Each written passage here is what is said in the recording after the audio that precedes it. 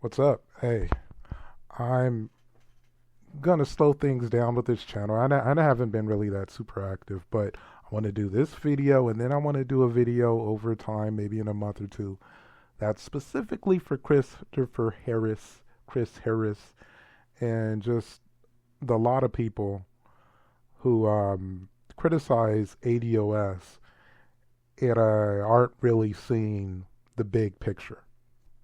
Because there is a picture, and it's we haven't really connected those dots. I did so in a Medium article, but I want to do that on this channel. I have a third job, and so I'm not going to really be able to bring that much to this channel for a lot of this year, but that will change. Now, enough of that. Excuse me. I'm trying to keep my mouth fresh, so I'm chewing on a clove. But yeah, this deserves a deep rewind. A deep rewind. Let's go. Well, let me introduce the contestants. You had Marc Lamont Hills, a.k.a. Marc Lamont Shield, and Brandon, also known as Bucci Bear, and I'll call him just the Bear. I'm not really going to be calling a dude Bucci all the time. I score debates pretty simple. I score it point for point, similar to boxing. And then after I score it, I go back and I look at the points and I see which ones are more meaningful. How does being right about something mean you're right overall? That's what I look at.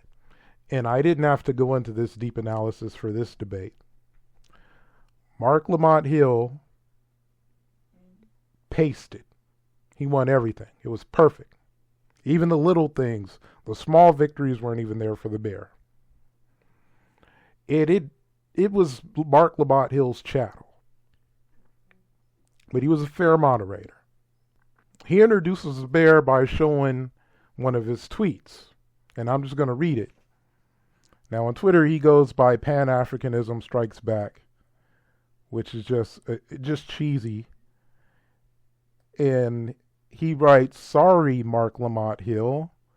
The Democrats already have a House Negro. His name is Roland Martin." Throws in 4 laughing, crying emojis. "Can I call you Struggle Roland?" Now first, who starts a tweet with sorry? I mean, this comes off as hoe tweeting. I prefer the term Sambo, because not all House Negroes were bad people. Some House Negroes were trying to negotiate freedom. Some insider Democrats are honest, regardless. So just him being an insider Democrat, that's what he's saying, a House Negro. I guess maybe you would take the Negro part, but whatever. Then you have the 3 laughing emojis. And the struggle Roland when Roland just filed bankruptcy. This is typical trollish Bucci Bear. I'm not going to play and react, so this isn't going to be that long. But first, before it even started, I'm like, this dude's hoe tweeting. I should take a point off rip. But I said, you know what, since I don't really like Brandon, I'm not going to create new rules yet. I'm just going to go by how I typically do debates. If Brandon can demonstrate House Negro behavior, he won't lose a point. He will gain a point. However, if he can't, he is losing 2 points. He's going to lose 1 for hoe tweeting and 1 for losing a debate point. Marc Lamont Hills showed an article that he wrote in 2008 that explained why he wasn't voting for Obama and how it wasn't his brand of hope. He showed this. He screenshot. He also stated that he has only voted for a Democratic president once in 20 plus years and that he is a lifelong Green Party member. Demonstration beats accusation, and the Bear had no evidence to the contrary. So hoe tweeting, being wrong, that's like a 10-8 round. It's a knockdown. Marc Lamont Hills put the Bear on the ground. 2-0, but the Bear doubles down. And he argues that the Green Party and the Democratic Party are the same. 3-0 Marc Lamont Hills. I know better than that. Like, you can't, and this is one thing that that Bucci Bear does all throughout this little debate. It was only like 25 minutes. You can find it online just as easy as I could link it to you, so you might as well look. But it's 3-0. I know better than that, and he does that a lot, where he'll try to get over on the audience. He tries to play the audience stupid. So then Marc Lamont Hill, he's still responding to this. He doesn't assume that the judge is just going to realize that both parties are different and this guy's just BSing. He brings up the military industrial complex and reparations as evidence. But like I said, he didn't even have to do that. It's 3-0 Marc Lamont Hill. You got Ho tweeting. You got him being wrong about him being a shill. You can't be a shill if you're not even a Democrat. If you didn't even vote for Obama. And like Brandon admitted that he voted for Obama. So 3-0. Marc Lamont Hill then goes on the offensive and he asks the Bear if he knew enough about the Green Party to know their politics. The Bear kind of deflected. He said we shouldn't focus on the policy, on the politics, or the party. He said we need to focus on the policies. And that they weren't there to argue about the Green Party. That's a deflection. Now see, you can't deflect right there. It's the Bears' turn to articulate how both parties are the same in areas that matter. Otherwise, you throw this point and you just back off of it. And just like Ho tweeting, throwing a point and then backing off like we're not here to argue. Well, why do you bring it up? Why do you say that they're the same? You know, be an honest man and concede that, okay, I was wrong. You're not a shill. You're a Green Partier. Then to say, oh no, but they're the same. And then no, we're not here to argue about it. That's weaselly. You're losing a point for that. 4-0 Marc Lamont Hill. Now, if you think I'm wrong for how I'm scoring it so far, let me know. But I'm saying right now, this is how I'm scoring it. I got it 4-0 Marc Lamont Hill. So old Hill, he stays on the offensive. He asks how Republicans support Pan-Africanism. Bucci Bear then word salads into a deflection saying Marc is from the perspective of political fear-mongering. Marc asks what was the fear-mongering? According to the Bear, the question about the Republicans supporting Pan-Africanism, that was fear-mongering. 5-0 Marc Lamont Hill. That makes no sense at all. At this point, the Bear was playing the audience for fools again. If you are a Pan-African and a Republican, you're both, instead of like an independent or something like that, then it's a good question to ask how Republicans support Pan-Africanism. You don't get to call that fear-mongering, especially when you're talking about Republicans, because they're the kings of fear-mongering with dangerous liberals and dangerous immigrants, the blacks, the Jews, the Muslims, homosexuals. Republicans, they have more ops than any set. Bucci Bear says that he's a conservative. And just like every single black person in America, he was raised on conservative values. Again, he's playing the audience and the judge for a fool. That's 6-0 Marc Lamont Hill. Most liberals, regardless of race, they were raised on at least some conservative values. Absolute statements, I have a problem with that. They're bad enough. But this is just silly. It doesn't even work in general. He's basically painting himself as an ideologue. He didn't give any examples that were meaningful. He just said that. He tries to get out of it by saying that Marc Lamont Hill is driven by emotion. But emotion has nothing to do with that being a ridiculous generalization. He's just given Marc Lamont Hill points at this. And, I've said it before, like being a Pan-Africanist and being a black conservative, it's just like he's a double escapist.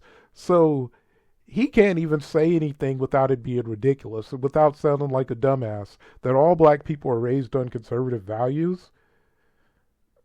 To an extent, you could say that about a whole lot of people. It's not specific to black people. Why is he making it out to be? Especially when you consider how black people vote. So it comes off as ideologue for the sake of nothing. Typical Bucci Bear madness. 6-0. So then Bucci Bear argues that Marc Lamont Hill is driven by emotion. He stays on the motion. He goes on an offensive. How he sacrificed his platform for Palestine, but no Palestinian would sacrifice for black Americans. Again, that's 7-0.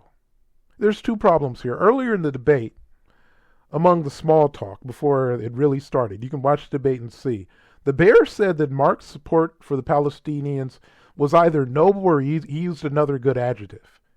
This support was before 40,000 of them were just killed. So this isn't emotion. This is Marc Lamont Hill being forward-thinking, being calculated. And in Bucci Bear's opinion, it was noble. You don't get to be dishonest and walk that back. You can't walk back an earlier statement. If it was good then it was good. You can't then call it emotional. He was just looking for something to paint liberals as, and now it's emotional because, I don't know, like he still hasn't won anything. But from making that argument, he's again just giving Marc Lamont Hill points. He's trying to fool the audience. He's coming off as a dimwit. Marc Lamont Hill called out this hypocrisy. He rubbed it in. I'm already docking him a point, but Marc Lamont Hill jumped on him. He said, Brandon, a.k.a. Bucci, is a Pan-African. Then, you're a Pan-African, right? And he's talking to him directly. You aren't focused completely on black Americans either. This leads to Marc asking him to define Pan-Africanism. The Bear answered that Pan-Africanism is the belief that all black people all around the world should come together spiritually and economically. To that I would say, why call it Pan-Africanism? Why not call it Pan-Black? You have Atlas Mountain Berbers who are African, but they're not black, at least not all of them. You have black people all over the world, both the diaspora, native to other regions outside Africa, who aren't African. They're not African culturally, genetically. Marc Lamont Hill says, you criticize me for not focusing on black people in America, but your politics are concerned with black people all over the world. Good point. Not refuted. 8-0 Marc Lamont Hill.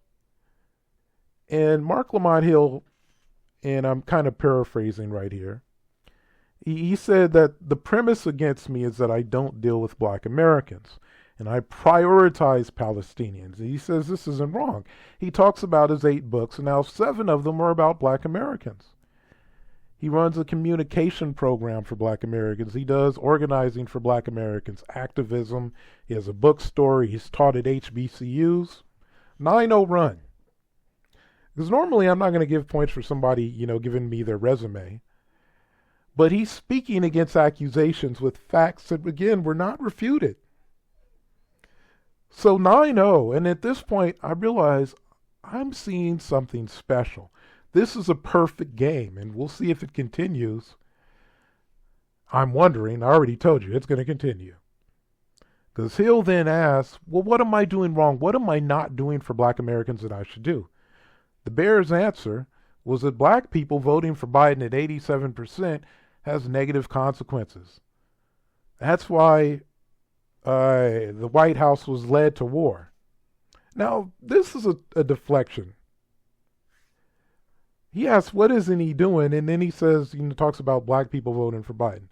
Yeah, Marc Lamont Hill voted for Biden, something I didn't even do. But he's, for that to work, Brandon would have to prove that Trump wasn't a sycophant for Israel too. That's going to be difficult. But he has a chance.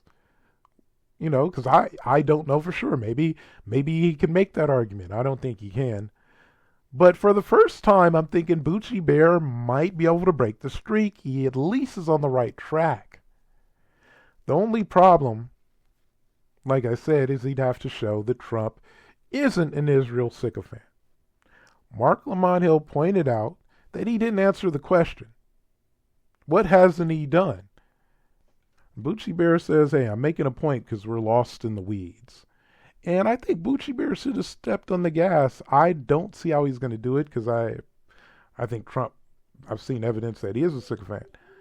But they were kind of lost. So this was good moderation on Bucci Bear's part.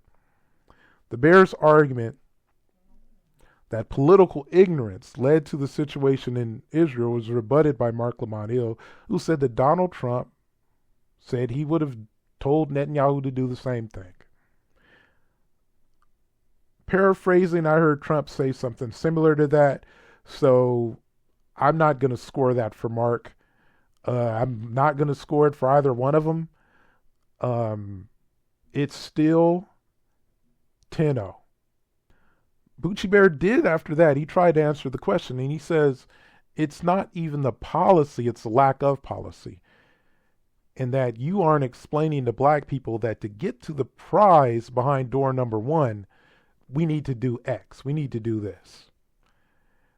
So I'm thinking, okay, he's talking about reparations. And, if that may be a way you can get to 10-1.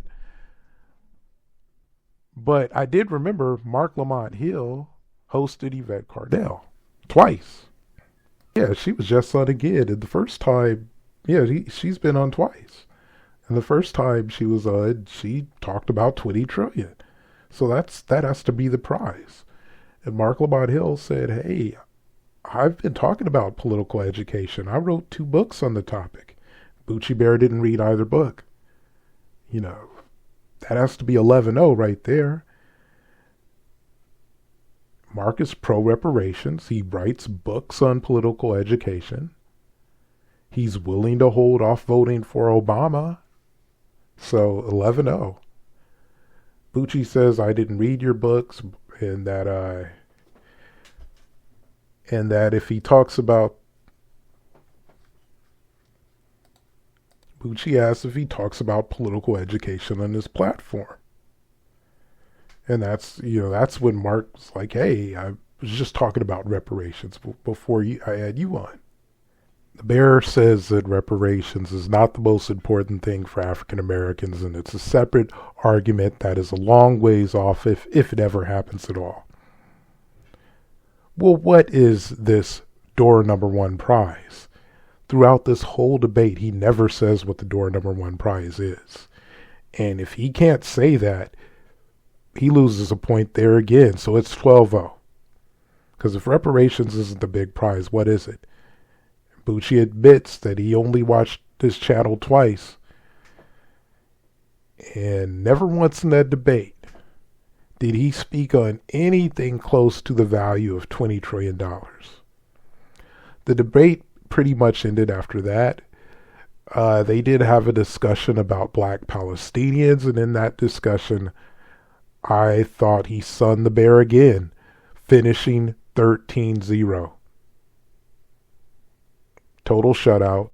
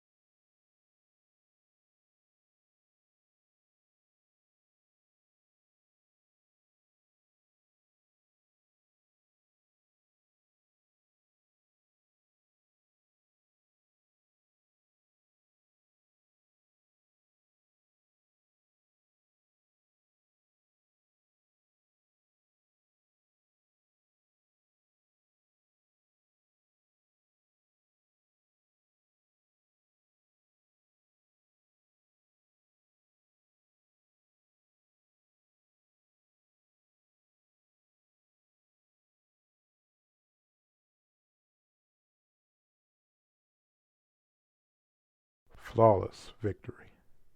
Deep rewind.